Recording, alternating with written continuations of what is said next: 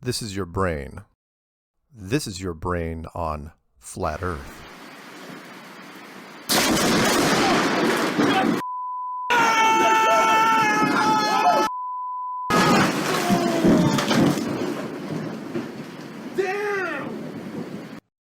Any questions?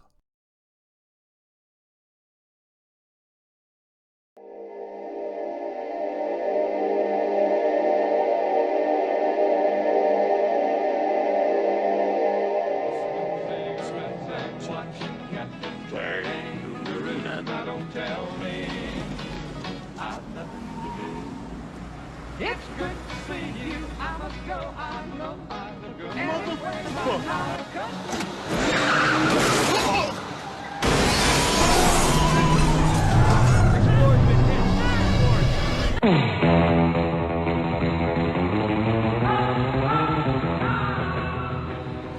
Hold him. Now you listen to me, you hillbilly punk who thinks the world's still round. I'm here to tell you it's not. It's flat!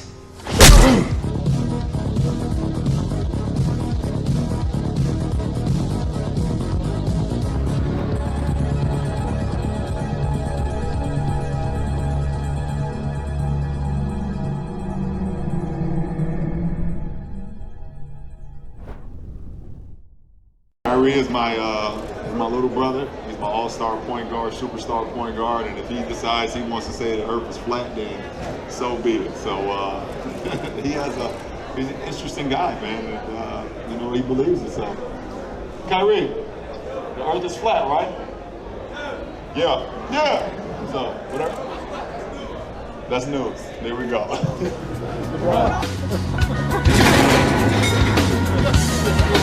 Now tuning into the truth frequency. We are TFR. Truth Frequency Radio.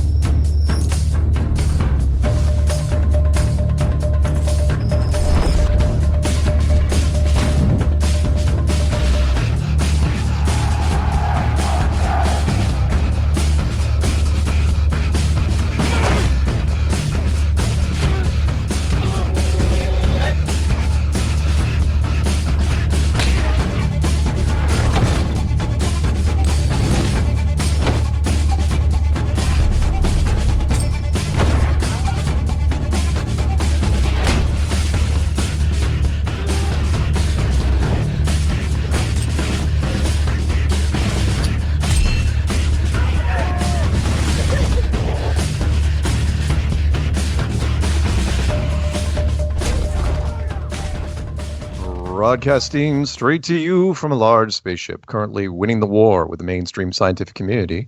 Meanwhile, the Peanut Gallery is excited that there is a growing movement. People on both sides, Flat Earth and Globe Earth, are attempting to understand each other and have a reasonable dialogue. Want proof? Check out I Need More Space on YouTube. That's actually the name of the channel, not the video in question. And what he was doing was speaking with the director and producers of Behind the Curve. Hello, everyone, and welcome to Strange World, where the truth is often stranger than fiction. I'm your host, Mark Sargent, the creator of Flat Earth Clues, which propose that all of us are living inside a Truman Show enclosed structure thousands of miles wide. Check it out at enclosedworld.com, as I get tongue-tied, or just Google Flat Earth Clues. If you can't find it, you're not very good at the internet. For those of you listening to this on YouTube and you want to hear the show live as it happens, please go to Truth Frequency Radio for the latest schedule. Currently, the show is on Tuesday nights at 7 Pacific, 10 Eastern. And yes, Caroline, if it is not February 12th, 2019, you are listening to a rerun. Rerun? Wow. I only had like half a glass of wine. Quote of the day from the Peanut Gallery goes exactly like this. Anyone who stops learning is old weather at 20 or 80. Anyone who keeps learning stays young. The greatest thing in life is to keep your mind young. And who said that? Henry Ford. Curious, though, because I've never actually heard that term, old weather. Is that like old hat? I don't know. The Mark Sargent 2019 Flat Earth Challenge is in effect. This is my personal declaration of war from Flat Earth against mainstream science. I, Mark Sargent, hereby put forth a challenge to any university, foreign or domestic, to loan me a NASA-approved self-contained spacesuit, put me in a vacuum chamber, and pull the switch. See what happens. For more information on this, please check out Flat Earth Clues Part 13, The Lost Nail. Okay, announcements, and then we are going straight to the calls. And for the person that's calling in from Australia, you're going to have to wait a little bit because I'm going to be picking up 502 first. Excuse me. Announcements. First off, don't forget that tomorrow on Flat Earth and Other Hot Potatoes with Patricia Steer, we're doing a Valentine's Day show where I am sure I'm going to be drinking red wine at least. And I'm supposed to look for something to wear that's in the brighter color spectrum for this. I don't know if I've got anything. I own, like Batman, a lot of shades of gray and black. So we'll see what I can dig up. The QE2019.com, otherwise known as Question Everything 2019, is happening next week, February 22nd and 23rd in Los Angeles. Wait, is that next week? Yeah, it is next week. In Los Angeles, I will be speaking there, and Robbie Davidson and Matt Long and Paul on the Plane and so on and so on. There's going to be lots of people there, so check it out. If you're in the Southern California area, it'd be worth your time. Just check it out at QE2019.com. Also, shortly after that, there's going to be the expo down in New Zealand, down in Auckland, to be more exact. And you can check that out at fenzexpo.co.nz, which stands for Flat Earth New Zealand Expo.co.nz.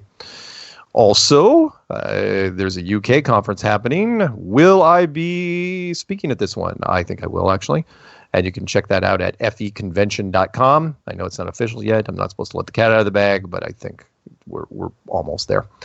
Also, if you haven't watched the documentary yet that's changing lives everywhere, please go to behindthecurvefilm.com and find out where you can acquire it. It's on everything. In fact, it's going to be released on Netflix here pretty soon. A few days, as far as I know. That's the last one. Everybody else has got it. So iTunes and YouTube and Amazon and everywhere else. I don't know about Roku. And last but not least, if you haven't already done so, pick up the Flat Earth Sun and Moon app by DITRH, otherwise known as Deep Inside the Rabbit Hole. There you go. That's what we got for the announcements. So, phone number to call in is 213-233-3998. That's 213-233-3998. Operators are standing by, and by that, I mean me. So don't be mean, because no matter where you go, there you are. All right. First call of the night is going to be 502, followed by Australia. If you're going to hang on the line, 614, or how many digits you got out there.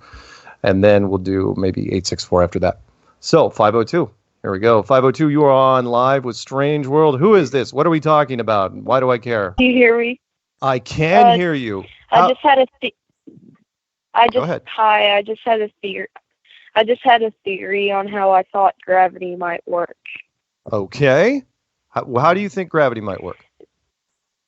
Maybe have you heard of the protons and electrons, how they have opposite charges and they attract to each other? Yes. When they also attract to more mass outside the area, like the electrons and the positive attracting towards each other. Yeah. Yep. I have heard of this. And like it's kind of like magnets, but all the mass combined with force of the protons and electrons. So would you say this is an electromagnetic force? Sort of. It's opposite charges, like magnets, kind of. So yeah. That's very interesting. I have not had anyone bring that up to me. Not bad. Gravity, as you probably know, gravity, even by mainstream science, they always say the same thing, which is we can't say what gravity is. We can only tell you what it does. We can only give you the side effects of gravity. You know, you drop a pen, it falls to the floor. Could it be partially buoyancy? Yeah, I'm not going to discount it. Could it be a magical magnetic force? Could it be what you're talking about right there? Very possible. Yeah? Yeah. You know what? I don't hate it. And by the way, I've got to ask because you sound underage and it's required by federal law that I ask. That's not exactly true. How old are you? 11. You're 11? Holy smokes. Hopefully your hopefully your parents know you're calling into this show because I don't want to get in trouble Yeah, he's with right in front of me. Oh, is he good? is he holding a weapon to your head saying say flat earth and you'll get killed? Are you in danger, son? Click your handset twice if you are. Yeah, I see he didn't, so he's okay. That's a military. I also had a question. Oh, you do? Okay, what is it? What's your theory for how gravity works? I'm sorry, say it again. What's your theory for how what's my gravity theory on works? how gravity works? Okay. And it's not a cop-out when I say this. So when mainstream science says it's this magical invisible force that pulls things to the center of a sphere, that's fine. My version is it's a magical magnetic force that just pulls things straight down. Do I think there's mass involved? Sure, but I think it's electromagnetic. And the reason why I say that, and anyone who's out there who knows me long enough, I'm a big believer in simulation theory. I think the double slit experiment, if you haven't looked that up, is very, very interesting. Along with little quantum entanglements and some free will and neuroscience. But that's not my point. My point is, in any simulation, you play games at all? Yeah. Perfect. All right. Have you heard of a little game called Fortnite? Everybody but me plays that. All right. That's good. All right. But no, I mean, Fortnite's fine. I mean, it's a first-person shooter. But the point is, you've played a lot of video games, right? So when you jump up and down, what's pulling you to the ground in your video games? You ever thought about that? Gravity. But it's artificial gravity. It's, in fact, in the gaming world, because remember, I came from the gaming world, it's known as a physics engine, which means we build into the game an artificial gravity that pulls things down at a certain speed. So if you fall too far off a cliff, you die, and you can only jump so high. And again, what's the difference between what we build into a physics engine and what you're feeling right now? What's the difference between the two? And not to get surreal or anything, but really the only difference is few senses and resolution. It's really it. So again, gravity is going to be a mystery until the builders of this place decide to disclose it to us. But we're on an even playing field with science, because science doesn't know what to do with it either. Science says, "Oh yeah, it's there," and we say, "Oh yeah, it's there." But now, there's some people that say it's completely buoyancy, and I'm not going to give them 100% on that. But again, I'm open-minded. So there you go. I think it's a short version. I think it's an electromagnetic force, a molecular magnet. So I'll end on this. I don't want to keep you too long. Which is, so like you've dealt with magnets, right? Like a magnet will like pull nails. You can pull nails off the ground with a magnet. Imagine a magnet that can pull anything, not just nails, not just metal, but wood, plants, a ham sandwich. Imagine a magnet that could do that. What's the difference between that type of magnet and gravity? Nothing at all. So that's why I know people cringe. They say, "Oh no, it's not a molecular magnet." It's like, really? Then what is it? Because that's what a molecular magnet does to me. We just can't invent one yet. Anyway, that's all I got. Anything else you'd like to discuss? I also thought an idea for how it could work on a flat Earth. One is the same theory, but having a bunch Wait, of talk closer to the phone. You're not coming in clear. Okay. Well, I have two theories on how it could work for a flat Earth model. One is there's a triangular mass under the Earth. Two would be acceleration, like Earth is infinitely accelerating upwards. Potentially, except here's the problem with the acceleration model. And I know some people the flat Earth gets a bad rap because they say, well, gravity could be simulated by a G-force, meaning the whole world is going upwards at whatever it is, 9 feet per second or 9 meters per second or whatever it is. The problem is that you're still running into the whole thing of space, which is, why does it have to be accelerating at all? Remember, why does there have to be space? You know, if you think about the flat Earth as this disk that's flying through space, why does there have to be space? Remember, if it's an enclosed structure and all the stars and the planets are just pretty little lights up there, it doesn't have to be space at all. In which case, I go back to the physics engine.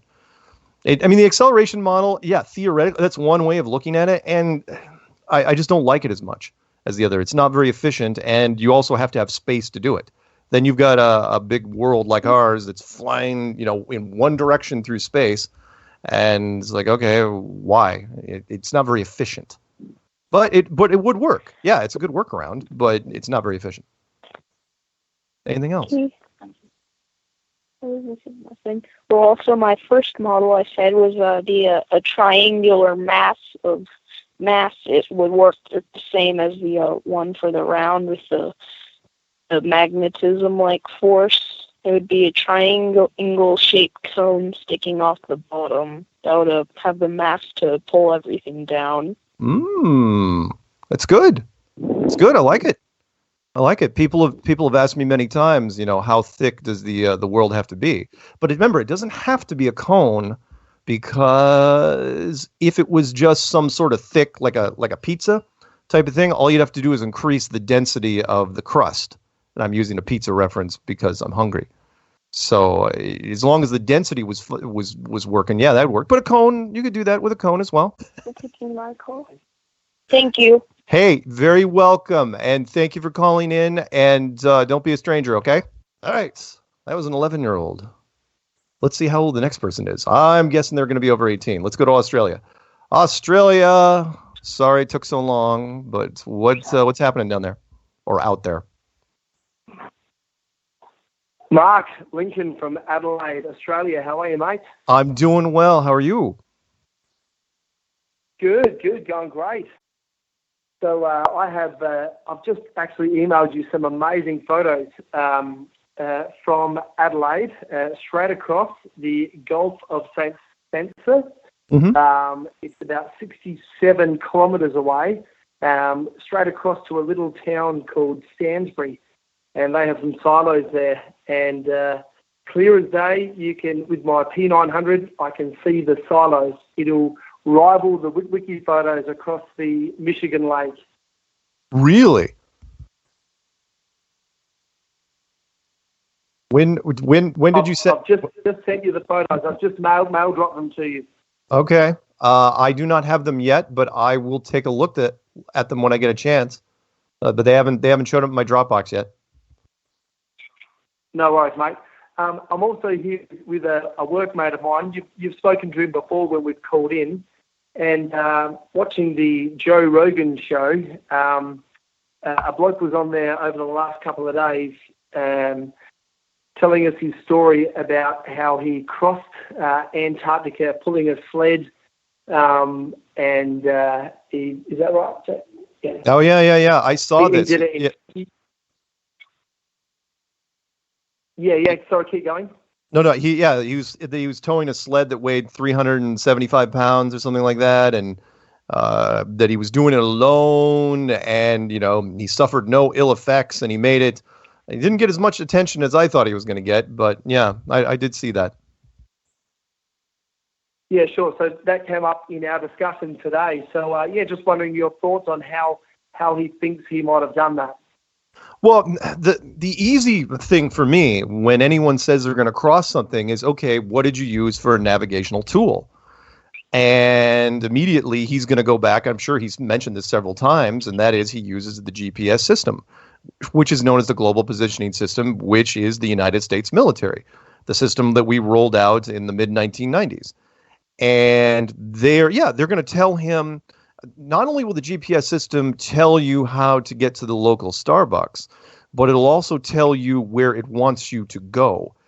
If it'll give you a destination, but it'll give you a route that the powers that be will want you to take. Now, in 99% of the cases, they don't care, right? If you're in northern and southern, South America, North America, they don't care.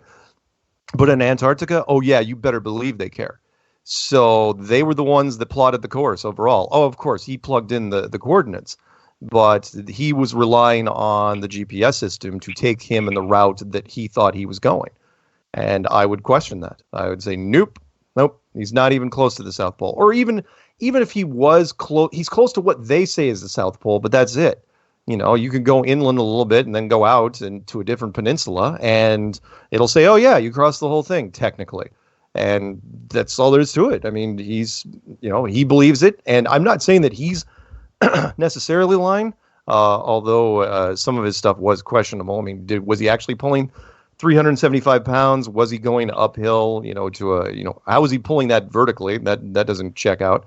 And of course, the other little thing, which I loved, because I already watched a critique on this today, where he was actually racing with another guy. And it's like, okay, so there were two of you. It wasn't like he was alone. There was another guy, but they were competing against each other. So from a legal stance, yeah, he was on his own. But look, if there's a guy right next to you doing this and you guys are, competing in the same race, I mean, technically, you're not running the course alone. So he had help. So anyway, that's my take. Good, mate. I think you've answered most of our questions. This is one of our debates that we have on a weekly basis. So, man, I appreciate your time. Oh, no worries. If you need anything else, just give me a call. Easy, mate. I've sent that email through to you, so I hope you get it with that distance across. Oh, yeah. I'd love to. 7 kilometres. Love to see it. Love to see it. Fantastic. All right, mate. You take care. All right. Thank you. Bye-bye. All right. Before we pick up the next call, I should probably mention that I was listening to Geoengineering's show where he and David Weiss were talking about J. Tolan Media's new videos that he's been releasing, and it really intrigued me. And the reason why it intrigued me was that years ago, some British guy mentioned, he goes, you get some night vision and start looking up in the sky, and I did, and it was amazing what you can see with night vision up in the sky, especially if you're using night vision binoculars. And they were talking about how J. Tolan Media has been releasing 3D videos on YouTube, and you need, of course, the red and blue 3D glasses. So I ordered some off of Amazon. I think they cost like $10. And so I'm really looking forward to giving you guys the review on that, because the J. Tolan videos kind of fascinate me anyway. But I've got a really nice monitor now. I mean, my old one was nice, but this one's really, really nice and clear. And so I'm curious about blowing this thing up and then wearing the 3D glasses and seeing what I can pick up on it. So anyway, just want to mention that. Okay, let's go to 864. 864, you're on with Strange World right now. Jack. Really? You're going to do Just Jack, but in the Halloween 1979 version of that? It's good. What's going on?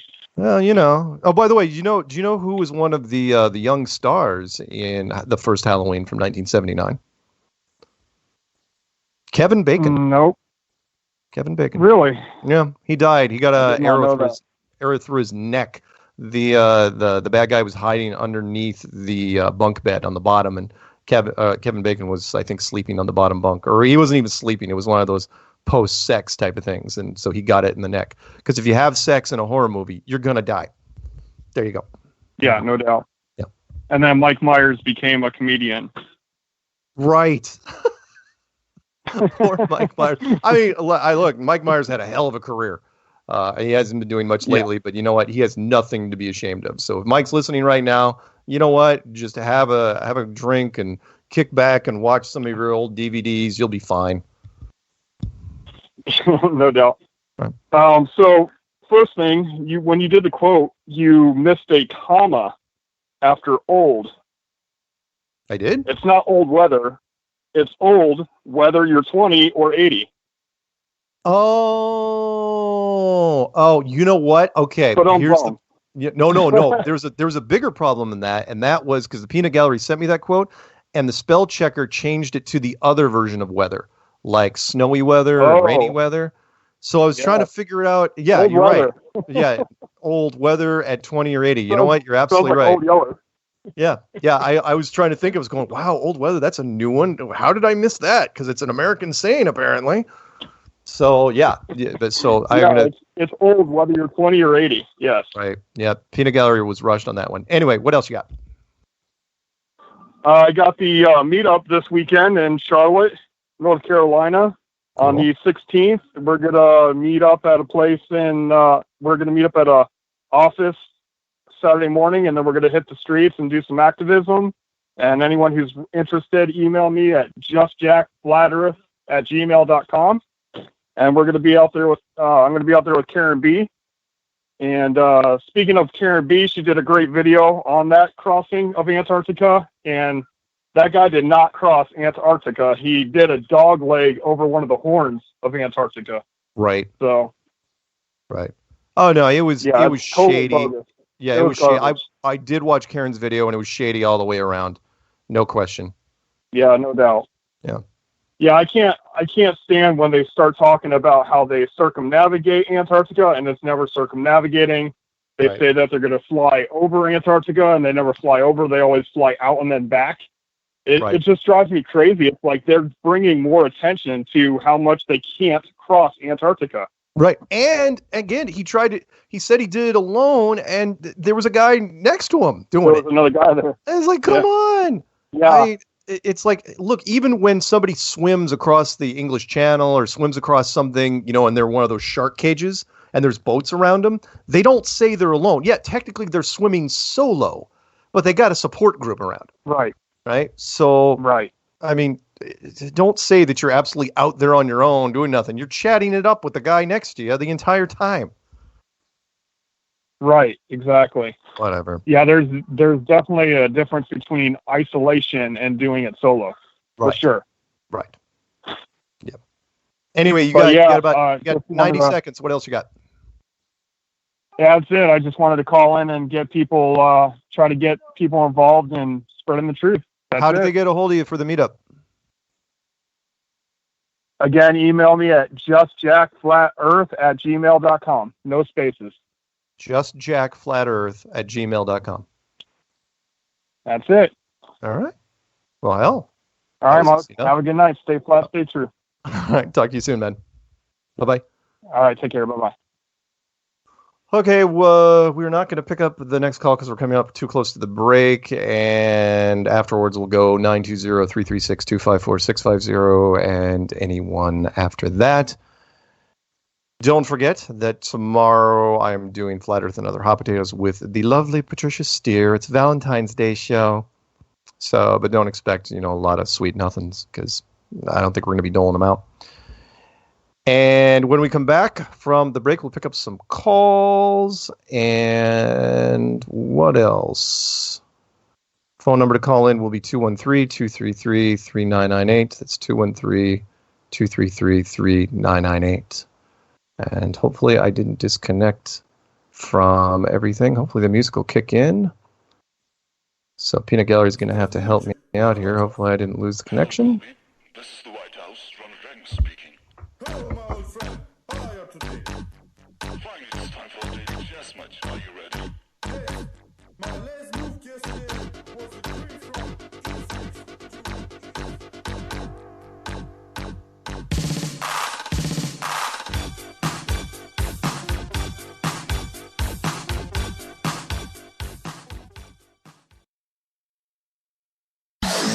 No hate, no hype, no fear. We are TFR, your protection from deception.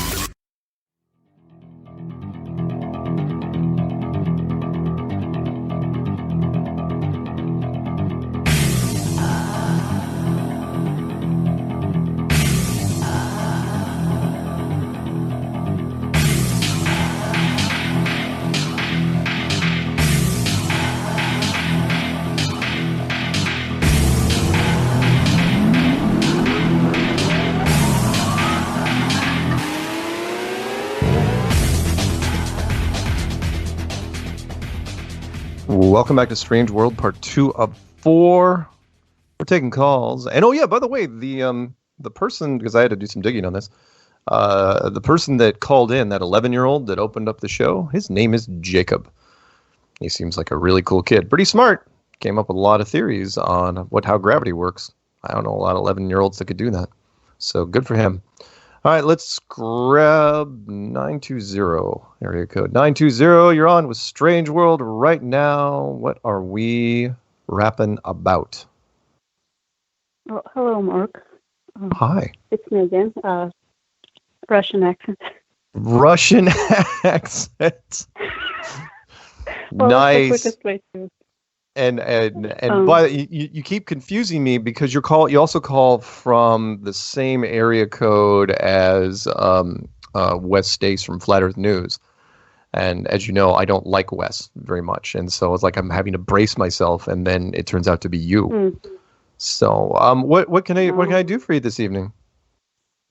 Well, it's not necessarily for you, but if anybody knows anything about it. What?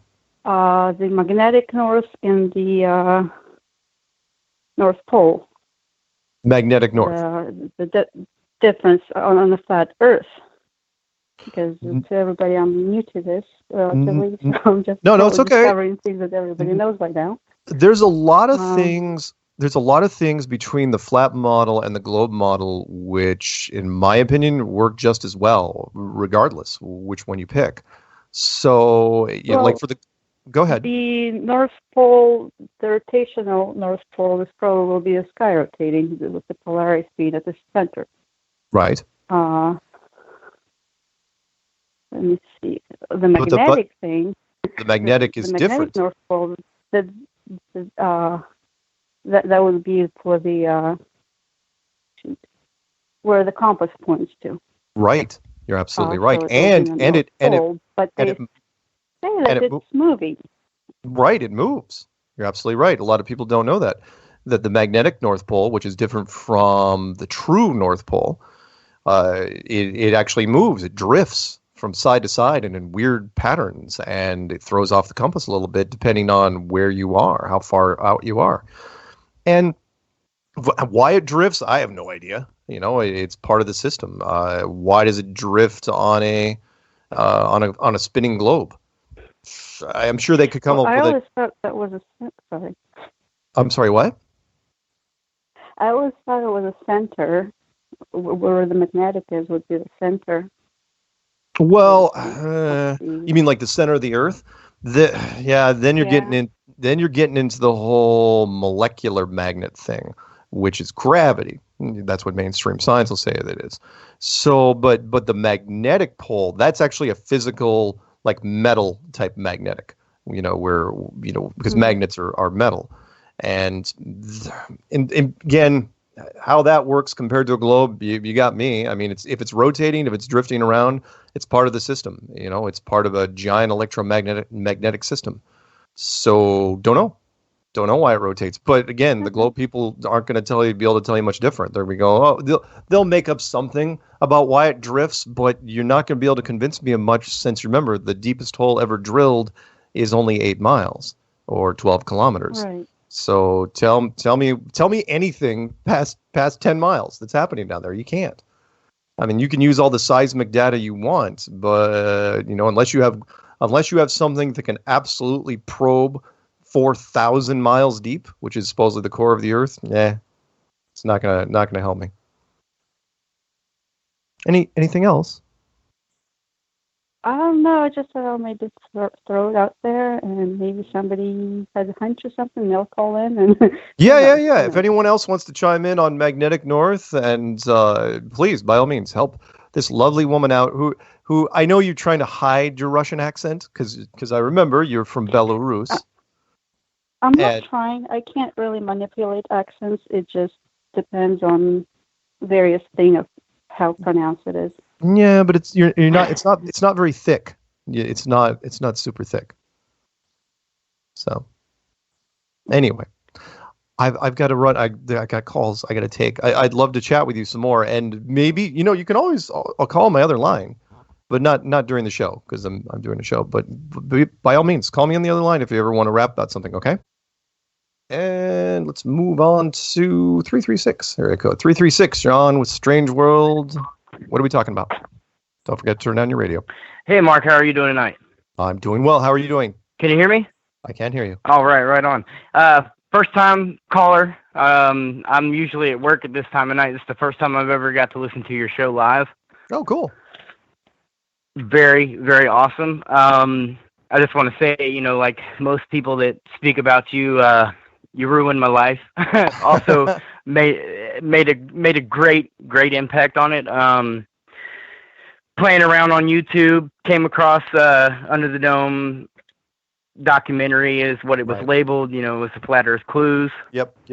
I was terrified. Like, I've always been a smart guy, you know, smartest in my family, smartest in my friends, and just when I watched it, and I was just so dumbfounded that I had been deceived for so long, and why I had not even thought to think it through for myself. You know what I mean? Yep, I absolutely know what you mean.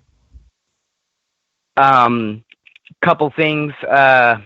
The comment from the guy earlier about Mike Myres. My wife and I's favorite movie was So I Married an Axe Murderer, which is one of his early films. That is a good movie, early 90s. Great Mike Myers movie, a little dark comedy. Yeah, well, love that movie. A lot of people don't realize you get to see almost all of the characters that he's done throughout the years in that single movie. Right. Yes, they weren't, you know, it wasn't Fat Bastard, or I don't know if I can say that on the show or not, but it wasn't Fat Bastard or anything. And you get to see Shrek and Donkey. They're all in the movie, just the voices, but it's a great movie. Yeah, I mean, the man should never be, disappointed in his career. I know that actors want to keep going until they just die on the stage, but how many people can say, he did Austin Powers and then he did Shrek, and of course, he was on Saturday Night Live for as long as he was, and he did amazingly well. So, people, it's great. One of our favorites for sure. Cool. Yeah, if anyone has not seen it, great little movie. In fact, I may rent that again just to watch it. It's been 25 years, but it's a good movie. It's a great movie. Yeah. Okay. I know I probably have limited time, but a couple of things. It's probably been talked about several times on the show and everything. People need to understand that circular or round is not sphere. It's not a spherical. Do you know what I mean? Like when I try and explain flat Earth to people, a lot of the times when we come to the topic of the sun or the moon or anything like that, they're always like, "Well, those are a ball. Those are sphere." Not necessarily. The way we perceive them, we can't tell if they're spheres or not. Right. And how can you explain on sometimes on a really sunny day when the sky is super blue, you can see through the moon. I've heard this. Yes. It is transparent, and then people are like, "Oh no, that's just a reflection." No, you can really see through it. So I challenge people when they get a chance on clear days to really look at the moon, and sometimes you can see the blue sky through the moon. Right. All right. Cool. And you're absolutely right, by the way. Round does not mean ball. It does not mean sphere. In fact, I never use the word round anymore. I always use flat or ball, sphere, globe. The only time I ever refer to anything as round is when I'm talking about a dinner plate or a dining room table or a hubcap. Right. And I've found it when I speak to people with a biblical nature, they like going to the Bible verse, Isaiah 40, I believe, where it says God looked down on the circle of the earth. Isaiah 40, and I try telling them that. Yep. Yeah, I try telling them it says circle. It doesn't say sphere or ball. Are you trying to tell me that our God or your God's vocabulary was limited? He couldn't explain that a little better.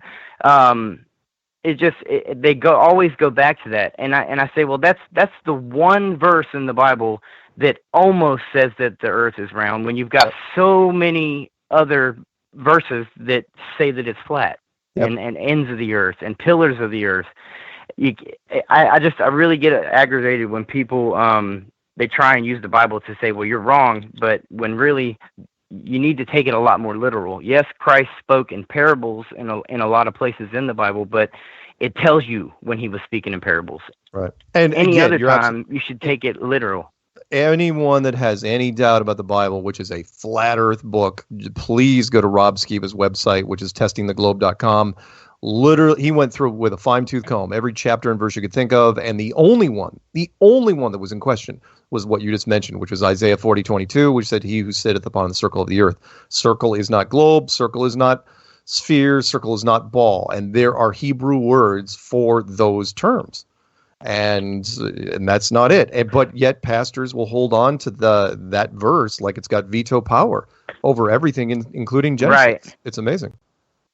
Well, and a lot of times the argument I get from people is what does it matter if it's flat or round? And I try and tell them, maybe it doesn't matter whether it's flat or round, but what does matter is the truth.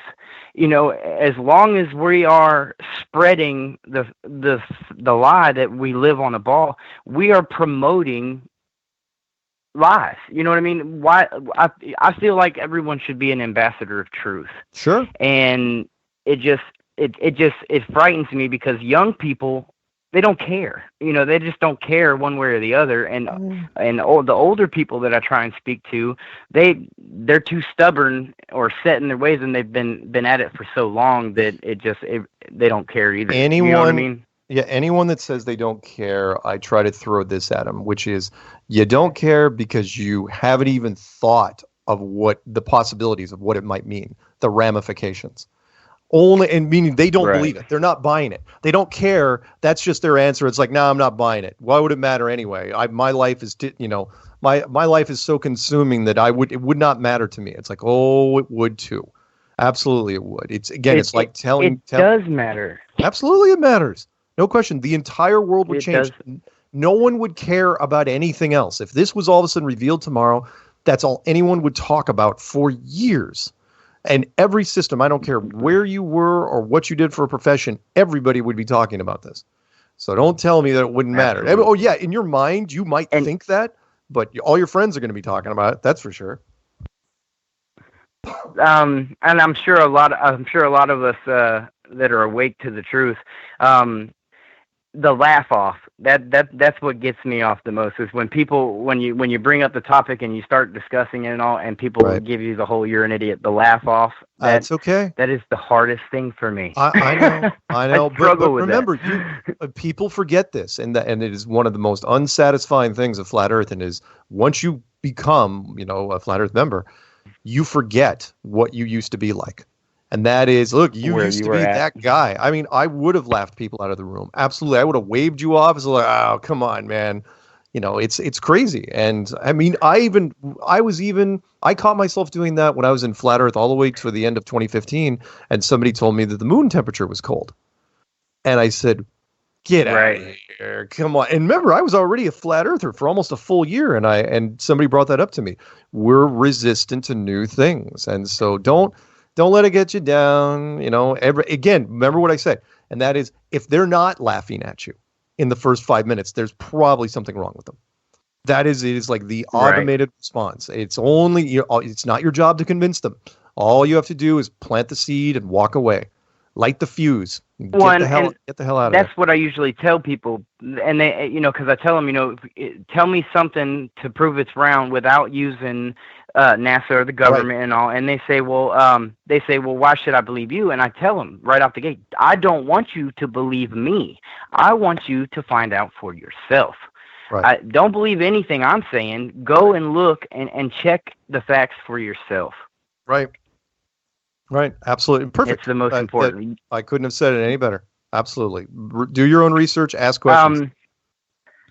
One more thing before we run out. I don't know if I've never really heard people talking about 9/11 too much on here, but as a former construction and demo worker, wake up, people. It was a controlled demo drop. All you've got to do is look up videos of demolitions and then look at the 9/11 video. You will plainly see the demo drop. It falls. I mean, I don't see how people are so naive. Because remember how there are a limited number of demolition teams in the United States, heck, in the world.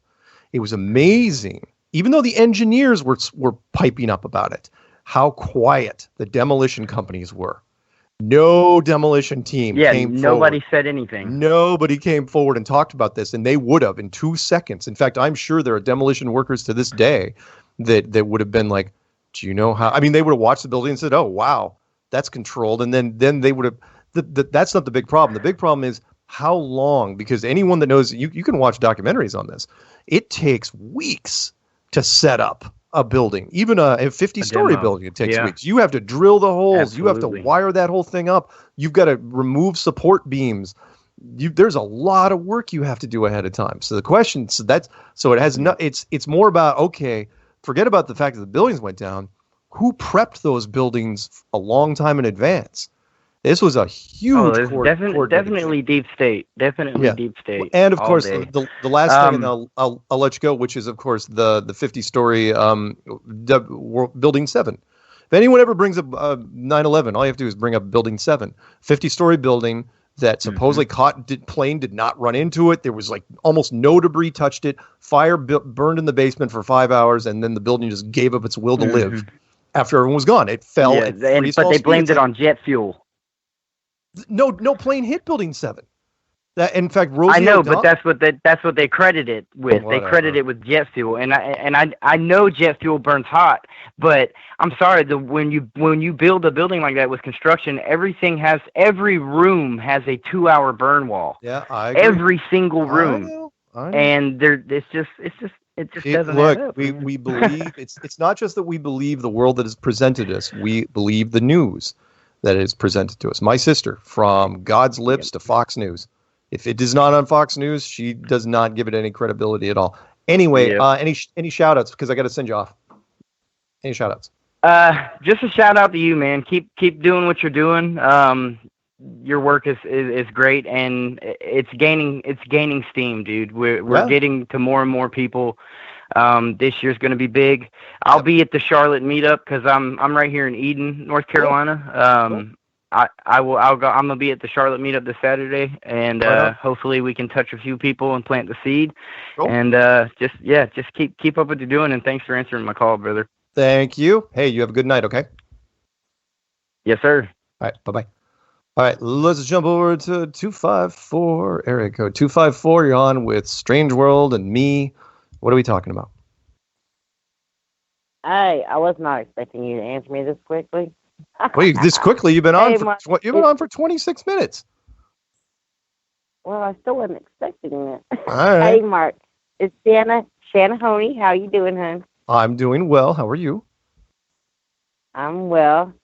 I have so many things I want to talk to you about.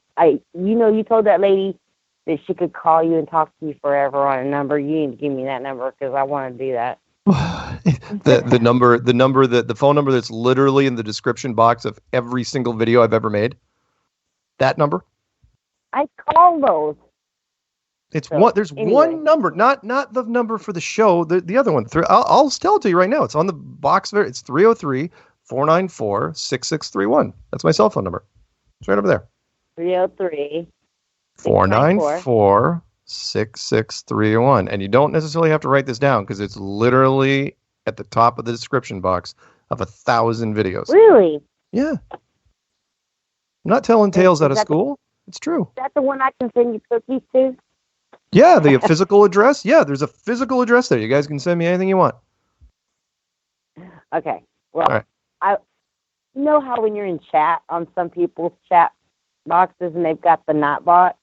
Yeah. Well, I was in a First Amendment audit the other day, and they had a chat bot, a not bot, and somebody asked it how cold it was. I can't remember, in like Michigan, some town, I can't remember. Anyway, and I just typed in weather Antarctica, and it was like 31, I think, or maybe colder than that in Michigan, and it was 88 Fahrenheit in Antarctica, according to the Nightbot. I don't know if that's true, but that's interesting. That's what the Nightbot said, and I was like, what the hell? And nobody, not one person said anything about it, and I was like, what is wrong with y'all? Do y'all not find that very interesting? And nobody commented or said anything about it. Anyway, And the crossing thing, that is ridiculous. Oh yeah, the I crossing covered thing was ridiculous. Absolutely. Yeah. I mean, the guy's 33 and whatever. He's just a piss off. Yeah. I'm sorry if he's on Joe Rogan's show, he's immediately suspect. Sorry. He just is. Oh, of course. And I also was watching, I don't know if you know who John X. Army is. I don't think he's quite crossed over the flat earther yet, but he's kind of a conspiracy theorist. And he had some guy, and I really wish I could remember his name because he's been looking into chemtrail stuff for like 15 years. Right. But he didn't talk about he said we got to stop calling it chemtrails because that puts it in the conspiracy theory table. But we got to keep calling it geoengineering and climate engineering because that keeps it in the scientific realm of things. You know, because if people look up those terms, they will actually find, real stuff. But if they look up chemtrail, they'll see real stuff too, but they won't get the scientific side of it, Right. I mean, yeah, I like geoengineering. I like that. That sounds pretty fun. Yeah, that's a good term. Yeah. Well, it's not fun. And why do they consider our world a heliocentric world, and then they call it geoengineering? Well, it's the heliocentric model, which means a whole bunch of planetary bodies, globes in a solar system type pattern, I believe, without looking it up. Geoengineering would be spraying your own world, I guess. Yeah. So, although sometimes, like when you're changed, they also call it terra. So, like when you heard the term terraforming, that's also terraforming. Yes. Yeah, because terra firma, that whole thing. I like that term better personally, but that I think is not really the scientific term either. So how you been? All right, I will take you. I will take you all the way to the break, and yes, we'll pick up. Just so you guys know, I'll do 905-312-980-276-7653. We'll get to the rest of them. Although 312 just dropped, hopefully he'll pick back up. But I've been doing well. I'm going to be going to the conference in Los Angeles next week. Going to be doing that, leaving on Wednesday, and hooking up with Robbie Davidson and Matt Long and Patricia Steer and Paul on the Plane and all those fun people. We're going to be doing that. And then after that one, hopefully I'll get a chance to do the Auckland, New Zealand one. There's a conference down in Auckland. The 2019 is going to be the year of conferences. It's amazing the ones that are happening. You're gonna be just busy. The what? You said you're going to be busy. Yeah, maybe. Very busy. The English speaking conferences are LA, I think North Carolina, Toronto, Dallas, London, Amsterdam, Auckland, New Zealand. And that's pretty impressive. Oh, I'm super excited. What date is the one in Dallas, the conference? That won't be until the end of the year. It'll be the same as the one that was in Denver this year. It'll be in Dallas. In November? So, yeah, it'll be in November. Because, I'm in Texas, so I'm excited about that because I can actually possibly make it to that. You should go. It'd be fun. Yeah, I'm looking forward to possibly going. Cool. I don't know what it was, but it wasn't the guy that just talked to you, but it might have been. He was talking about Orwell or something. Made me think of, I was talking to China Miss Jones the other night, and I was telling her, back in the early 1900s, I'm sure you're familiar with when they came up with the term fossil fuel. Yeah. Okay. Yeah. So you know all about that whole conspiracy. But by the way, you've got about 60 seconds to the music, so whatever you got. Oh my gosh, are you kidding? Wait, you've already been on for 5 minutes. It is a call-in show. It's a call-in show. I think that when we have pollution goes up and it hits the atrium, it goes down to the walls, and then the oil and everything just is replenishing itself. It's a theory. I don't know. Whatever. It's basically natrium, and so whatever we burn, it's like recycling. Because my husband worked for a reentry, oil reentry, and so when you would drill a well, it would go dry in like a few years, and then they would go re-enter it, and it would be full again. They'd be pumping again. Yeah. So how's that happen if it's fossil fuels? Good point. You know, Hey, just saying, the music's already kicking in. We'll talk soon, okay? All right, Mark. Love you, man. All right, Have see a ya. great night.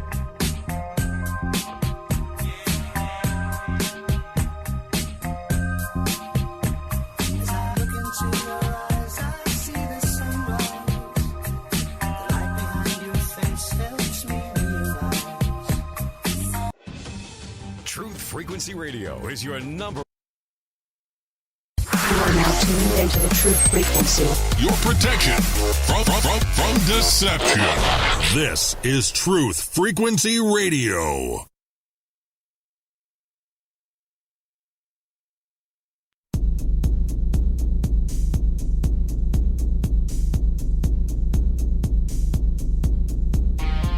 Major Kong. Major Kong. Primary target the ICBM complex at Laputa. Switch all receiver circuits to CRM discriminator. What's cooking on the threat board? Nothing. Alright, tell you what you better do, old buddy. You better give Elmo and Charlie a flash and bump everything up to condition rig. Stand by the floor on your base. Major Kong. Major Kong. Hey, what about Major Kong? Clear and plain and coming through fine. What about It's great to be fine. What about Major What's happened? You see the string in my neck, Scar. What about Major I never told you. Hey, what about Major Kong?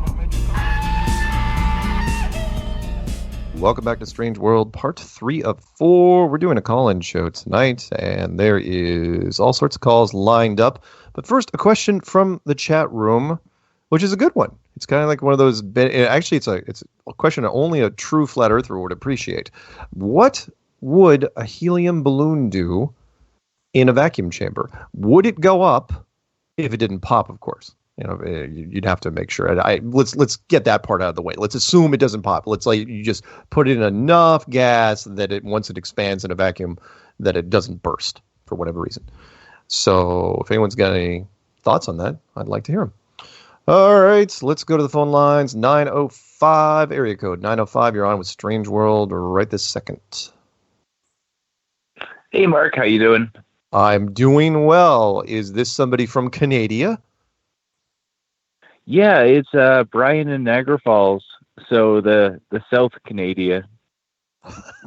South Canada. That's the French part of Canada, right? No, that's Quebec. So you guys don't consider yourself part of, doesn't it kind of lean more towards the French side though? Ontario? Yeah. No, Quebec's on its own. All right. Wow. So that's a whole nother story. All right. So what do you think, by the way? What do you think? Helium balloon in a vacuum chamber. What do you think it's going to do? Honestly, if there's no air for it to push off of, I don't see it having any buoyancy or density. Yeah. But that electromagnetic charge is a whole nother story. So yeah, that one made me it's probably think. going to sit down. I mean, just the plastic on the balloon itself, it should pull it down, I would think. I got to imagine the chamber is going to be so small that the walls will have its own charge. Yeah. And it'll probably just pull the balloon right up against the wall. Maybe. But that's just conjecture and thought. I've got nothing to base that on whatsoever. No. Hey, look, I appreciate the opinion. That's, as long as you have one. It is certainly one that's more based on realistic thoughts than the majority of the ballers. So right. So what else? My main So I just wanted to touch on mind control and brainwashing. Okay. So I was listening to a guy named KJ, and he was talking about this thing called the Peppa Pig effect. Peppa Pig is a children's program. I remember Peppa Pig. And it's an animated... Well, you know it? I do. Okay, so that's easier. So these parents have been allowing their children to binge watch Peppa Pig, and these children are either picking up a British accent or oinking after the end of their sentences. Nice. That sounds about right.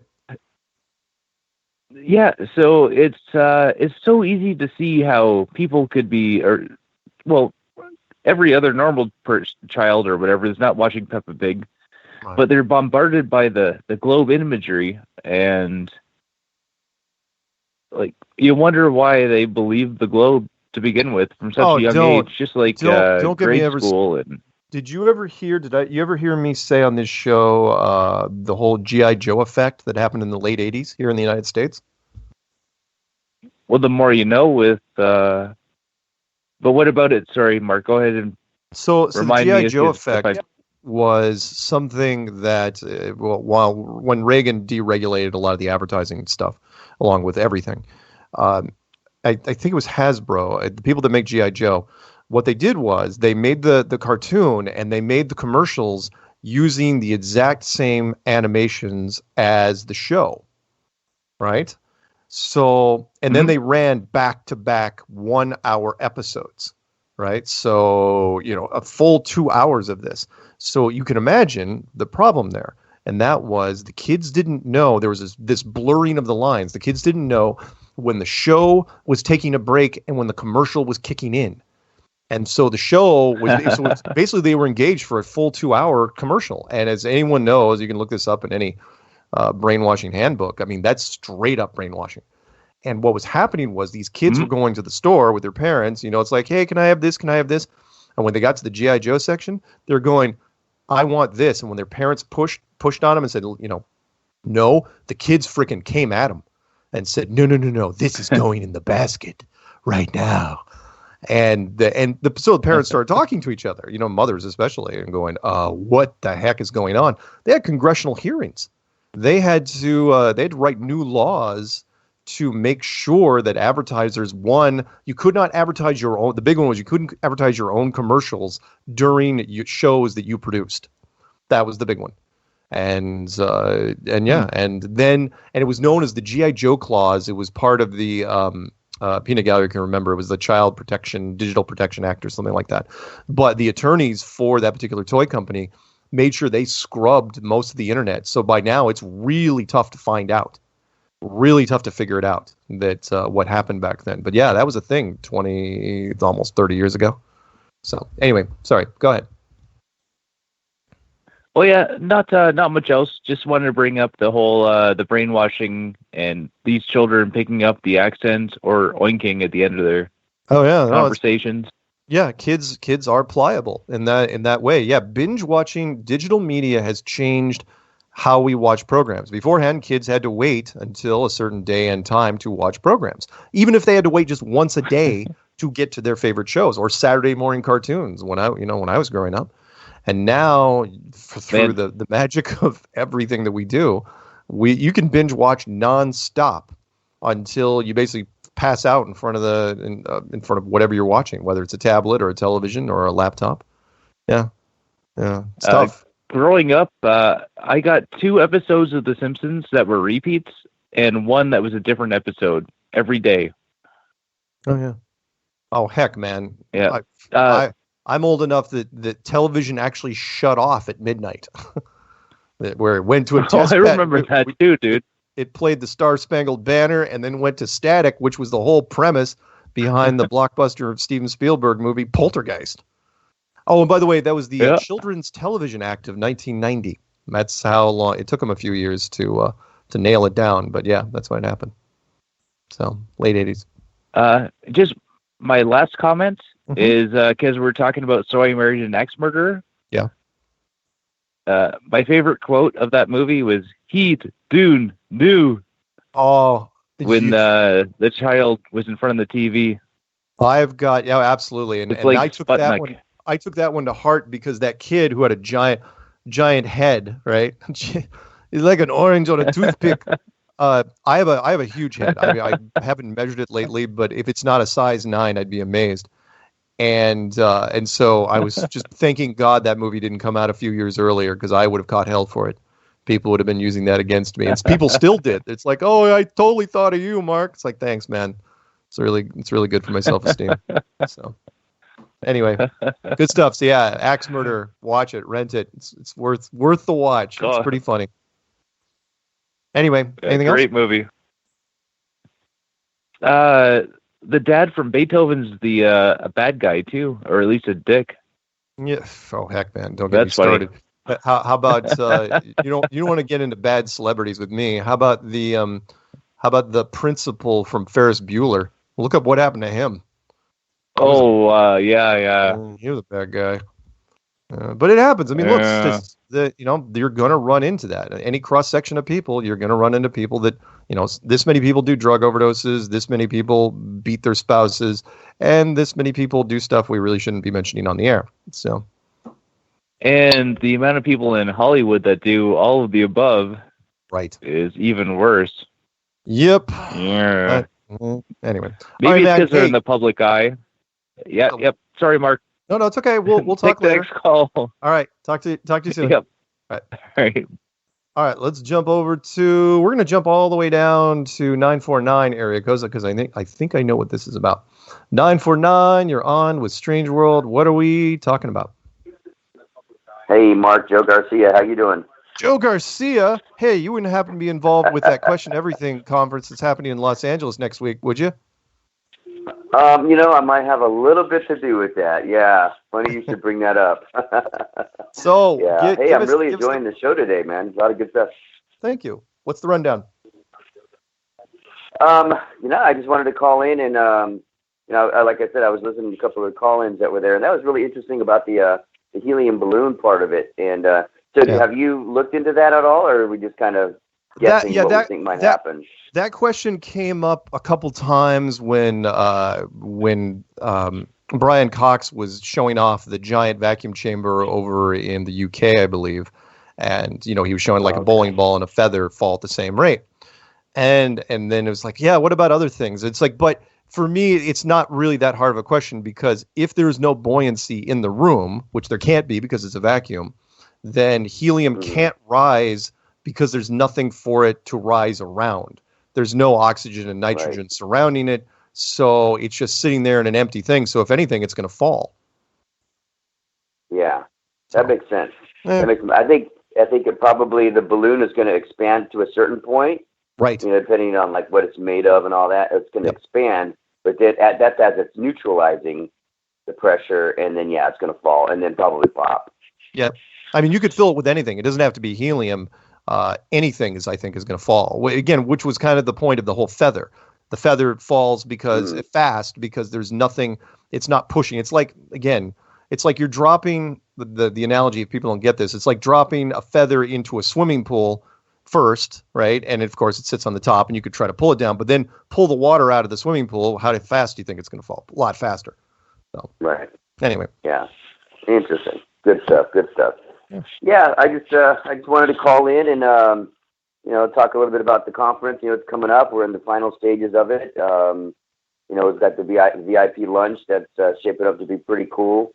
Cool. Nathan Thompson's going to be kind of emceeing that part of it, and we've got some good food coming in. Stonefire Grill is going to be catering that event, so right on. A little bit for everybody in that sense, but it's going to be kind of the kickoff right before the conference gets started, and man, we're just going to hit the ground running. We've got a lot of great talks scheduled. You had a guy on there talking earlier about 9/11. Fascinating topic. I can never learn enough about that part of it. That whole thing, and like exactly what you guys were talking about. premeditation. People had to be in the buildings. Yeah, 9/11. I initially joked about 9/11 that I said it was a rinky-dink operation and that it was it was poorly planned and terribly executed.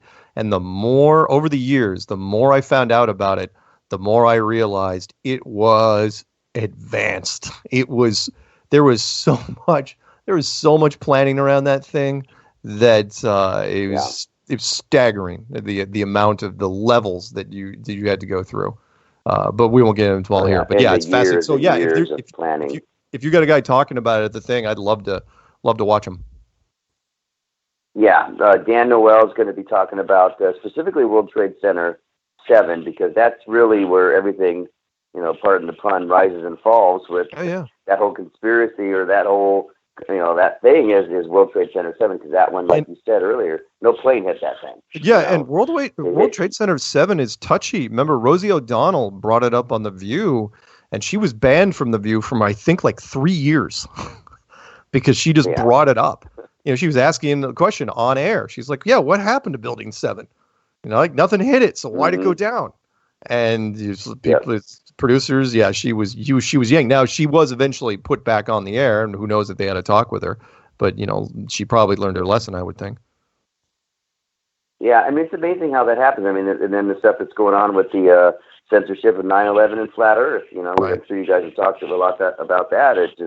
It's just very, very interesting how these things are happening. So, have a conference in Southern California talking about these exact topics is going to be fascinating. I don't know what's going to happen. We've got these great speakers coming in to talk about all these different subjects, and for a lot of us, they are the subjects that led us to eventually to the conclusion that we live on a flat Earth. So, it's going to be a lot of fun. I'm excited. A lot of things going on. If people haven't gotten the tickets yet, you can still get them at QE2019.com. And the event's going to start about 3 o'clock, so they can start lining up a little bit earlier than that, get their badges, get in, get some seats and stuff. But again, the VIP lunch is at noon on that Friday, the 22nd. So there's still a few spots available for that. Again, QE2019.com for that. And, it's going to be a lot of fun. So you'll be coming into town. A lot of guys are coming into town, and we're going to do it up right here in nice Orange County. Right on, man. Well, I am definitely going to be there, QE2019.com in Los Angeles. That's next week, the 22nd and the 23rd. You can pick up tickets at QE2019.com. And thank you to Joe for calling in and letting us know. And you'll have one more chance, of course, because we got the night before I am flying out, I will be doing this show. So we'll bring you on one more time, okay? Fantastic. Thanks a lot, Mark. We'll talk to you soon. Have a good one. See ya. All right. Bye-bye. You too. All right. Oh, boy. Now I've lost my track because I had to pick him. He was way down the list. So now I've got to figure out who I picked up and who I didn't. All right. Let's try 980. 980, did I talk to you earlier? If so, I didn't want to be rude or anything. Hey, did you say 920? 980. Have I picked you up already? 980. That's me. I don't even know who I am. My name's Tony Bean. It's good to talk to you. I'm from Jack's neck of the woods, and really excited about our meetup. And I've known about Flat Earth for a month and a week now, and it's just amazing. I mean, Jack is like my AA sponsor, and it is Flat Earth. Flat Earth is a lot like AA. It really is. It's like a happy version of AA. I've said that many times. It really is. I've never heard you say it, but I believe it. Oh yeah, totally. The analogies are when you go to a meetup. It's just like that. It's like, hey, my name's Jack. Hey, Jack, I've been a flat earther now for 8 months, and people clap. And I first got into flat Earth, and you tell your story. It's like that is almost verbatim to what happens at an AA meeting. Absolutely. Yeah. Well, these guys have been great, man.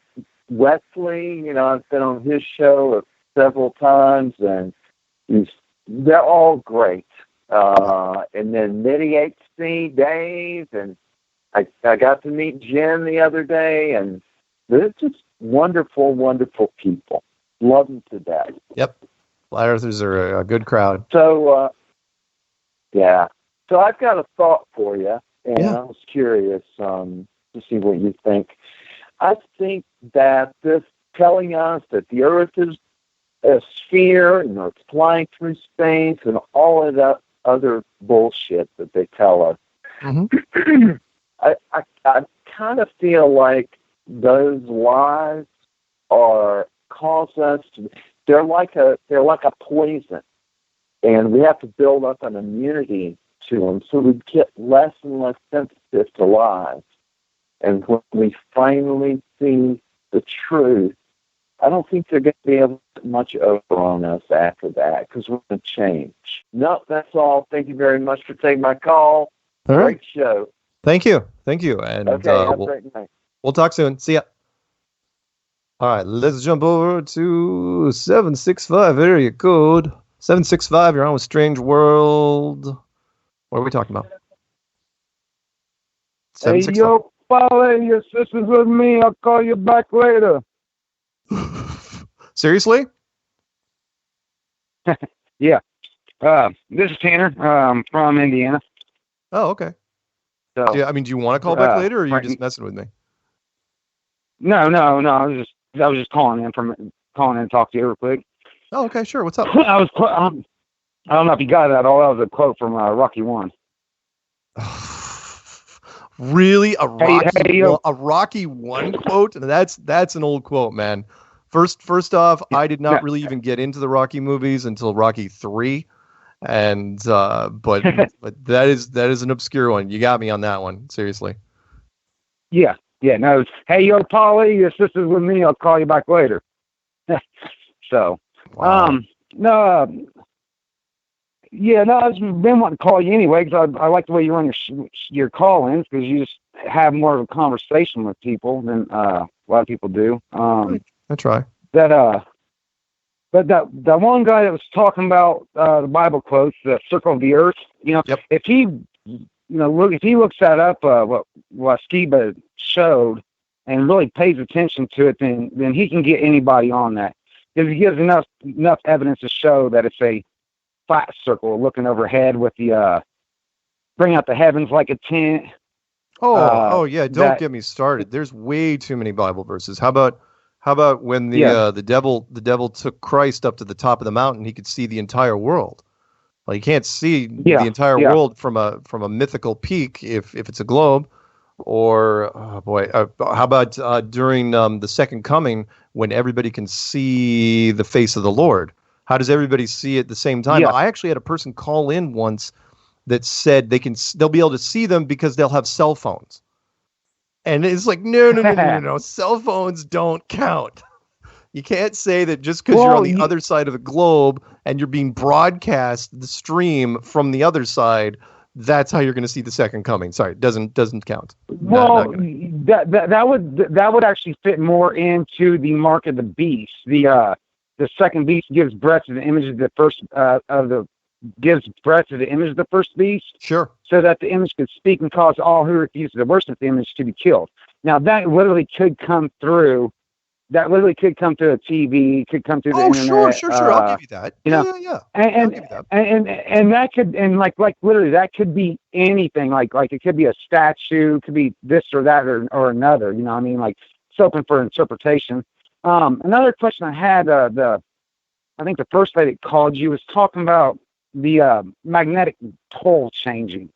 Right. Now I just had a question. Now, is that a proven thing?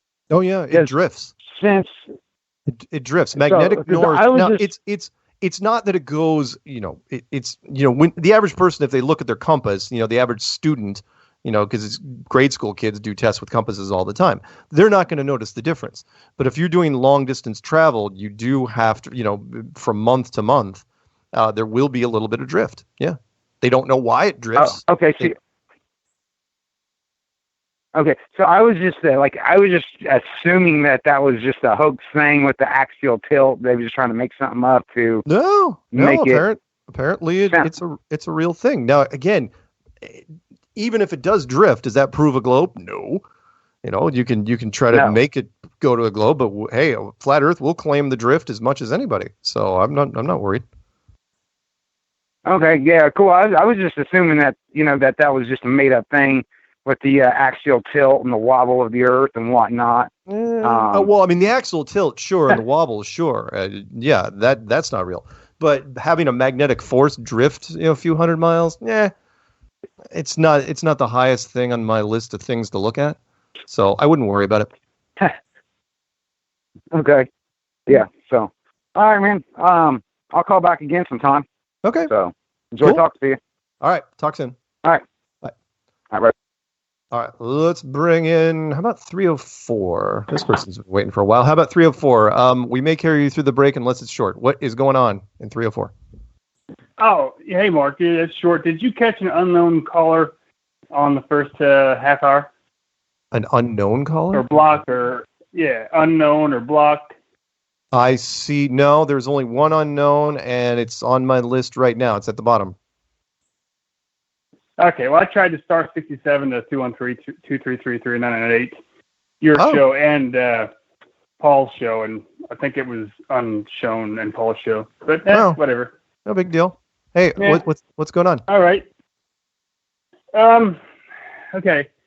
I got another thing about the Bible.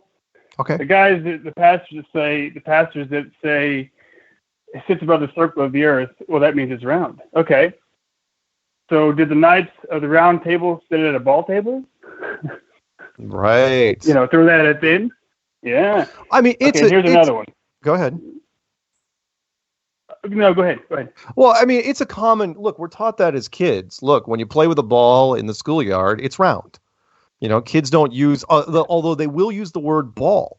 But if you ask them to describe the ball, they'll say it's round, which is weird, But at the same time, people, I know we're splitting hairs, the flat earthers, but we say that it's like, look, a round can be a two-dimensional or a three-dimensional object. And so when you say the earth is round, well, you got to be more specific than that. That's all we're saying. By the way, okay, I will carry you through the break, okay? Just so you know, and then we'll pick you up on the way back, and then after the break, we'll continue on with you for a little bit, then grab 951, then 502, then probably 214, and we'll see where we go from there, okay? All right, I'm going to put you on mute. Breaking. And again, as we go into the break, don't forget that I'm going to be on Flat Earth and Other Hot Potatoes tomorrow with Patricia Steer. You can also check out her channel of the same name, Flat Earth and Other Hot Potatoes. Here's the music. Back in 3.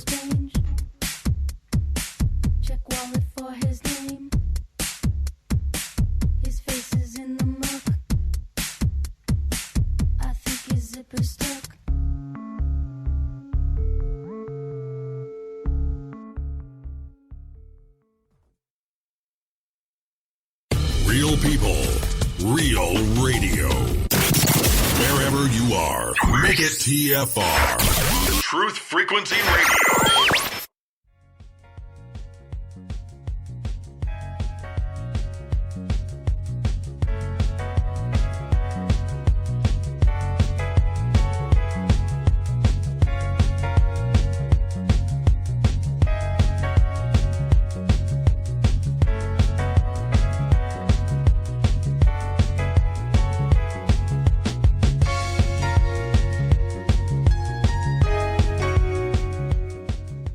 Welcome back to Strange World, part 4 of 4. You've just been listening to the Taylor Swift Hour of Power. But just then, that was Joe Jackson stepping out from his album Night and Day. All right, let's jump back to the phone line, see how many we can crank out before we put this show to bed. Let's go back to 304. 304, you still there? Hey, Mark. Hey. Can you? Hey, okay. Okay, guys, Job. Chapter 39, verse 26 says, "Is it your wisdom that makes the hawk soar and spread its wings toward the south?" How does that make sense on a ball if a bird is stretching its wings toward the south? That's a really good one there. Well, if we're going to do that, why don't we talk about the story of Joshua, how he asked the Lord to keep the sun and the moon in the sky for an extra day so he could slay more enemies. Or, of course, my favorite, and it should be everybody else's favorite, and that is the Tower of Babel. If the Tower of Babel was supposed to reach the Mount of Heaven, but it was on a spinning ball that's flying in 5 different directions through endless space, where exactly is that tower going? It's going nowhere. But if it's on an enclosed system, it's going to the roof, plain and simple. That's why the Earth is fixed and immovable. Anyway, anything else? Oh, yeah. Okay, has anybody from NASA or university contacted you about your spacesuit challenge yet? Nope, they're not going to. And you know what? That's a great. I'm glad you brought that up. Here's why. I was thinking about this the other day, and I was thinking, because people keep trying to counteract, and because I say, where's the bleeding edge of space? Where does our atmosphere end and the vacuum of space begin? And I think the reason why most people just don't get it, why they're not quite. It's the concept is too big for them. They can't, and so I shrunk it down. And here's what I came up with. Imagine you're on the first floor of a building, right? Just like you are right now. And imagine there's another building on top of yours, which it's connected, and it's a complete vacuum. All right? Remember, it's on top of you, right? So, no different than the Earth's atmosphere and the vacuum above. If you punch a hole between the two buildings, right, even the size of, I don't know, a golf ball, the pressure will equalize instantly, violently, instantly.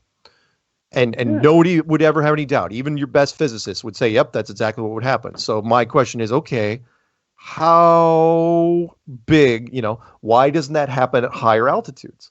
Why doesn't it happen? You can't say it's gravity. Because remember, gravity's holding down the atmosphere right now. So you're saying the gravity's going to, but it won't hold it down if there's a vacuum above me. If there's a building of vacuum above me, gravity is not going to keep the air in here. The air is going to go immediately up there. So how are you telling me that gravity works on a bigger scale when it can't work even on a smaller scale down here? How can you explain that? And they were going to have to come up with some sort of math and say, well, you got to have so much air. And it's like, nope. It works, the small scale, large scale, it works pretty much the same way. So anyway, right. That's my thought. Yeah, I know. Hey, that's a good one. Good analogy. Well, or it's the true. fact, I mean, remember, they're they show us in movies. Go ahead. No, I was just saying the fact they show us in movies like, Aliens, the original Aliens, Sigourney Weaver. Right. The alien gets sucked right out of the ship. Or the new Avengers with the purple dude. That was at least a little more realistic. That was at least a little more realistic. The problem there was that everybody would have been sucked out. It wouldn't have just been Squidward. It would have been Iron Man and Spider-Man. It would have been instantaneous. And that is one of the things that Hollywood always gets wrong. And the vacuum guys had to tell me this, which was it's instant. It's not this, we've got to plug the hole as soon as possible. We've only got 60 seconds of air left. No. It's literally in the split second of an eye. It's all gone. The oxygen in your lungs, the oxygen around you, anything that's not nailed down, it is going out. And so there you have it. Yeah, we could use you can use your finger and plug a hole too, and it won't suck the blood. Don't get me started. Don't get me started.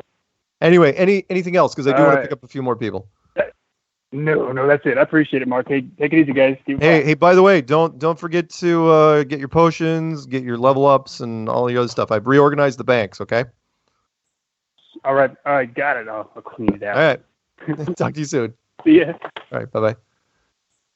That was one of the guys from the Flat Earth Guild. And just so you know, if any of you out there still play Warcraft, I have a guild. It's literally called Flat Earth because yes, I'm Flat Earth. If I could figure out how to do Flat Earth in my sleep, I absolutely would do it. But yeah, when I'm waiting for videos to compile and I'm gaming a little bit, I'm actually walking around with a Flat Earth banner over my head. So I do Flat Earth gaming activism. Ooh, that's a new term. All right, let's do 951 area code. 951, you're on with Strange World. What is happening out there in California? Yo, what's up, Mark? Hey, what's going on, man? Nothing much. Just, so am I going to run into you down there in California? You know what? I don't think I'm going to be able to go to the conference, but I mean, no matter what, I'm not far from nowhere anyway. Yeah, come by anyway. I mean, it'd be fun. I mean, there's going to be a lot of people there. So, Patricia is... Yeah, go ahead. Caroline's already kind of talked me into it anyway, dude, so you kind of really don't have to. Right on. She does that. Yeah, she is persuasive. That is the word I'm looking for. Well, she just makes it seem like there's no other reason why you just can't go. So why shouldn't you just go? You know? Like, Yep, that's true. She is a big believer in why, if you have, unless you have a good enough excuse, you might as well be doing it. yeah. Yeah. So, yeah, I don't think I'll be actually going in, but if a bunch of people are going to be down and over there, I can definitely hang out there for a while. Cool. Sounds like a lot of fun. Yeah. I like seeing all of y'all. Yeah, Patricia is going to be flying in as well. She's not on the docket to speak, but she's coming in the same day I am. That is cool. Yeah. That's awesome. Yeah. So, how things been going otherwise, man? How, because, dude, no one ever asked you, so how's life going, Mark? How's life going for you, bro? Life is going pretty well at the moment. Kind of, everything's kind of in limbo because I really want to know, with Flat Earth, I keep waiting for the other shoe to drop. And so, when the beginning of the year started out with Owen Benjamin, I was like, okay, where's he going with this? And then, one of Eddie Bravo's friends, and then the conferences started laying out. And it's like, wow, it is going to be a busy, busy year for people, just Flat Earth in general. I mean, it's getting a lot of exposure. So when YouTube did their crackdown and said, oh, yeah, we're not going to recommend as many, I don't think we needed to get recommended that much. There's so much clutter out there that but for me, things are fine. It's my 4-year anniversary of Flat Earth Clues happened 2 days ago. And on February 10th, and that was kind of weird. And so the speech that I'm going to be giving at LA and a couple other places is going to be kind of a retrospect. It's like, okay, how did we get here? And even though it's only been 4 years, when I was looking back through it, it's like, wow, Flat Earth years are like cat years or dog years. There's just a lot of stuff that's been going on. And so it's been fun. It's a wild ride, and I can't wait to see where it goes next. Yeah, I've talked to a couple of people about that have been around for at least the last year. Yeah. And I asked them, I go, hey, a year ago, did you think you'd be where you are right now with this? Right. And they just smile and go, no way. No. No, I mean, it's been the most unusual 4 years of my life that I've ever, everything else combined. It's like, really? This is it. I mean, it's tough for me to even explain to people like that I run into that I haven't seen in a long time. It's like, what have you been doing? It's like, well, there's before Flat Earth, and then there's what I'm doing now. it's like, yeah, I've had the same thing. I've had people that I have run into recently that I haven't seen for like 6 years now, and they're like, yeah, what you been up to? And I'm like, do you really have what I've like been doing 3 now. days to sit down for a minute? Like, yeah. So I can explain to you what the hell's been going on, like what I know now. Right. So, yeah, I get you on that, man. Yeah. But you know what, dude? I'm gonna hop off of here because I was just calling in to say what's up because it's been a while since I called in and said what's up to you. Yeah, man. And nice talking to you. And then you got a line of callers. All right. So, I will look for you next week, and hopefully we'll run into each other. All right, man. I'll give you a call when you're down here, though. Okay. Sounds good, man. Peace out. All right. Bye-bye. All right. So let's jump over to, let's see if I can get 3 more in. Let's try this one. 214, you're on with Strange World, and then I'll pick up 845, and then probably end with 916. What's happening with 214, though? That's you. Oh, hi, Mark. Jan in Dallas. Quick note on September 11th and movies. About a year and a half into Strange World, you'd wondered about how far ahead they maybe planned September 11th. Mm-hmm. And in the movie Airplane, which is 1980, 81, right? In the ticket line, they had a guy, military, camouflage, bullets wrapped all around him, machine guns. They let him right through the ticket line. But in the next line over, there was this 80-year-old grandmother type woman, gray hair, bun, old lady dress, and they patted her down like crazy. I remember this. yeah, these evildoers are planning this at least 20 years ahead. Yeah, I would agree. I wanted to mention that, and it's cool. You get Patricia, you and Hot Potatoes. That's great. Yeah, we're going to be doing a Valentine's Day show. Honestly, I don't know if it's going to be, we'll see. I haven't done Valentine's Day in a long time because, as you know, I am single, so it is difficult for me on Valentine's Day. But I don't get super depressed because at the same time I don't have to think up poetry to write down. It's like, oh, good, I don't have to write that this time. Well, I think there's a special lady out there waiting for you. And also, you're going to be live next week, too? I am. So I lucked out. I will be doing Strange World Live because it is the night before I fly out. I fly out Wednesday morning. And then I head down to Los Angeles and have fun with everybody down there and then come back. And I think the next one after that, if everything goes well, is Auckland, New Zealand, which will be really cool. Will you be there on your birthday? In Auckland, I might be. And thank you, by the way, for remembering. You're absolutely right. I'm actually maybe to be there for my birthday. It'll be a special birthday for you. So. Oh, yeah. Well. Oh. Well, listen, thanks for taking the call, okay? All right. Well, thank you, and we will talk soon, okay? Okay. Bye-bye. Bye-bye. That was Jan in Dallas. She leaves the best messages. They're so nice. If I'm ever feeling down, I just wait for her to leave me a message, and then I just curl up in a warm blanket because it's always positive. All right, let's pick up 845, then probably jump over to 916. I don't know if I can pick up 651. I'm certainly going to try, though. So 845, you guys know who this is. Deep breath, start spreading the news. I'm leaving today. I want to be a part of it. New York, New York. That's right. With my vagabond shoes. That's right. They're longing to stray. What's up? Hello. Hey, man. What's happening out there in New York? How are you? I'm doing pretty well. Snow, sleet, ice, 28 degrees, so it's not too cold. It's not bad, not bad. Good. We're the snow's melting here, but as you know, climate change is a myth. So don't worry about that weird weather. Yeah. I'm sure the government has it completely under control. Hey, I have a quote for you real quick before I forget, because otherwise Peanut Gallery is going to be whatever. He's going to give me grief. How exactly does the Positrack rear end on a Plymouth work? It just does. And that's from Joe Dirt. Actually, I do know how that works, but that's awesome. I love Joe Dirt. That was a great movie. Yeah. Hey, related to global warming, I have a quote for you. I want to visit the snow in Antarctica before global warming turns it into a tropical paradise. Nice. Nice. Oh my God, all the lies in that quote, huh? or untruths, maybe That's not necessarily lies. Hey, wait a minute. I might be getting hacked by the Russians right now. My screen is acting really weird. Is somebody else on the line? Hello, did you call Babushka? Kalenki Dracon? Oh, assassin? yes.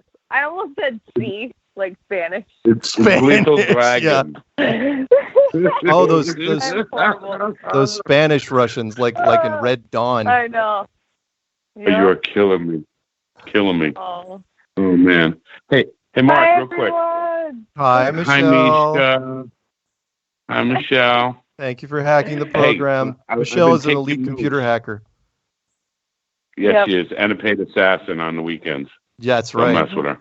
And I hear she spearfishes sharks whenever she has free time. Yeah, I love it. Sorry, so Mark, what was the question?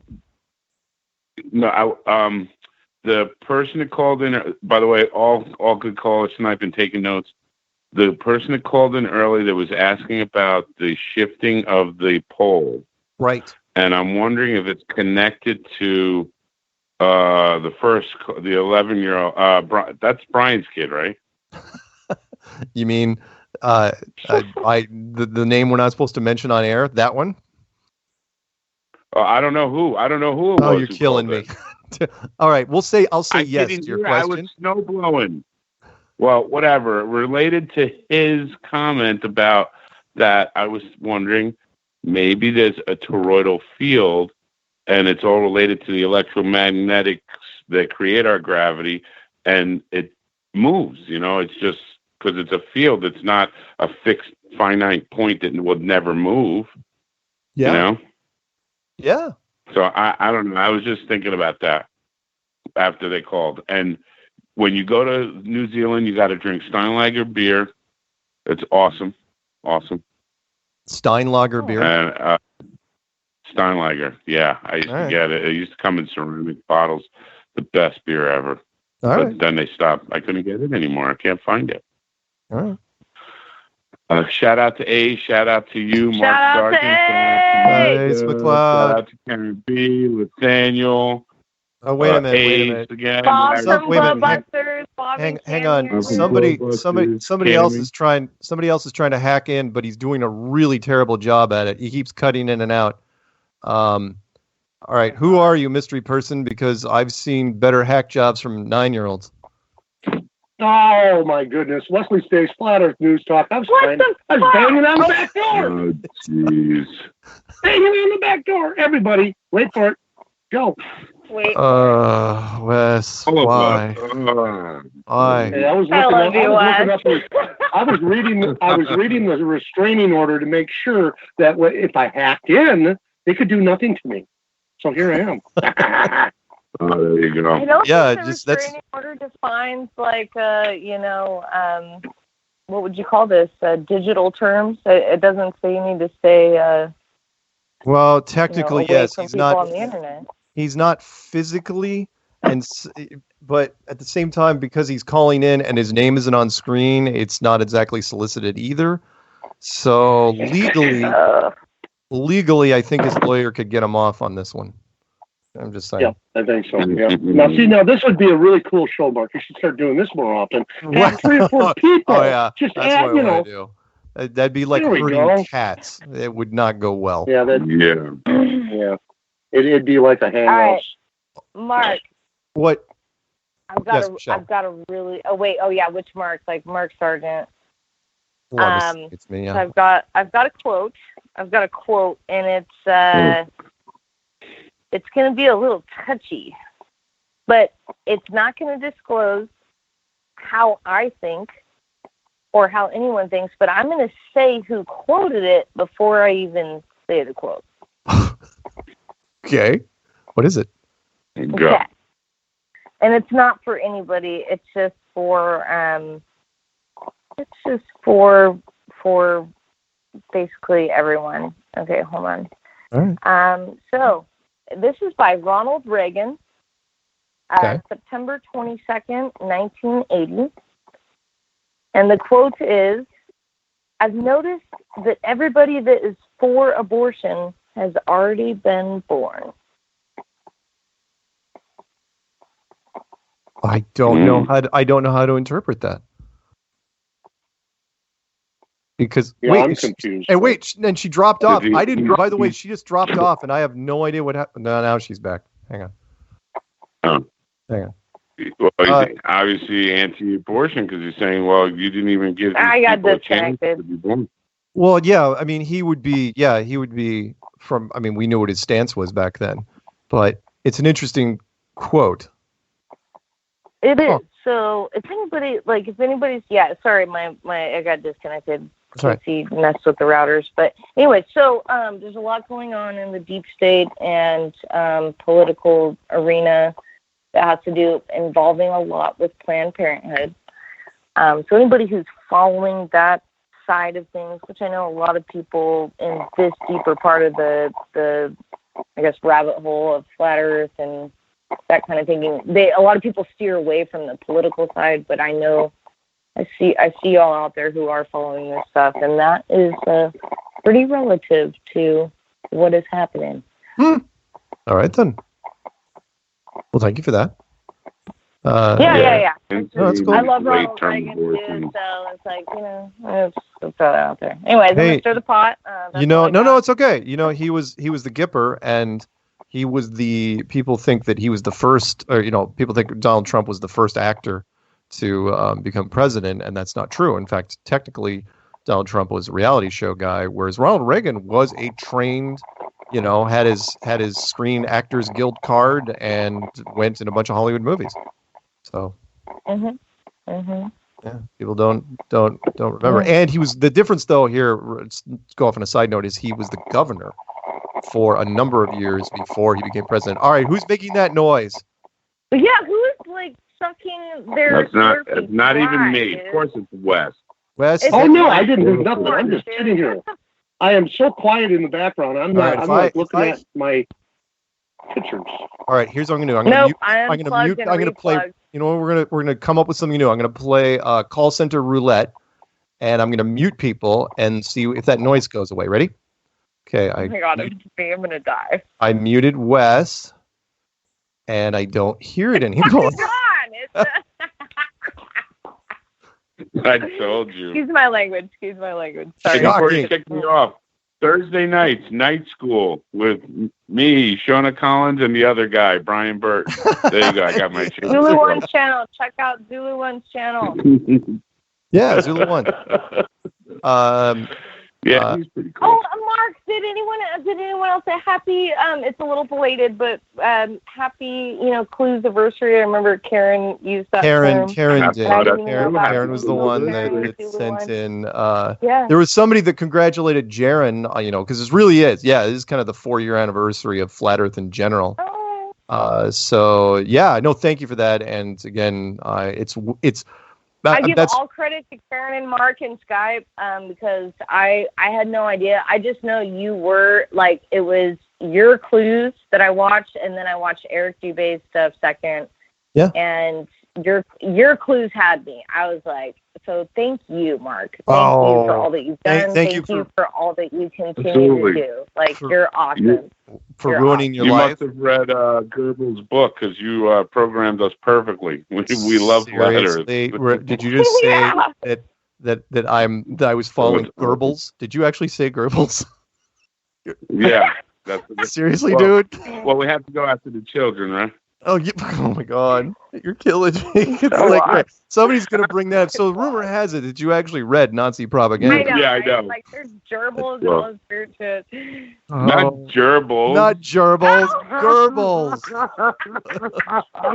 Drugs are bad, kids. Although shit, I gerbils would have been safer than bringing up Goebbels, I think. Wait, can I ask what are gerbils? Oh my God! Oh God! Just look it up. I'm not even going to spell it. One of the German high command. Shout out to you. Head of propaganda in the Nazi machine. Okay, so I have a quote. So I think it's from Michelle, maybe. If you thought that science was certain, well, that is just an error on your part, and that is from Richard P. Feynman, who also wouldn't probably be a big fan of Goebbels. Physicist. And Gerbil Incorporated. Gerbils. Feynman was a physicist, right? Feynman? Well, yeah, but he's also Jewish, I'm pretty sure. Get it? Yeah. Goebbels. Although I don't think he would have had a problem with gerbils. Or maybe he would have. I don't know. Okay, so I have to secret show. I have to do my announcement, so you guys try to be quiet. So tomorrow, Flat Earth and Other Hot Potatoes. Don't forget that. I'm with Patricia Steer. Followed. Love Patricia! Yay! We love her! Yep, we're doing the Valentine's Day show, and then. Oh my God! I'm so gonna be there with you guys. Yay! Will I propose to Patricia during this show? I highly doubt it. Just so you know. I love it. And with that, you guys say goodbye. I will be here. I will be here next week. Same flat time, same flat channel. I'm not going to miss any weeks, even though I've got the conference. And check out, if you haven't already, please go to QE2019.com for those people that want to be in Los Angeles for the conference. Okay, guys, say goodbye to everybody. Bye, everybody. Bye, guys. Bye in the chat. Everybody, we love you. Thank you, Mark. Happy and don't forget to say goodbye to Wes. You are the man. Bye, Wes. Later, Wes. Love you, Mark. Bye. Bye.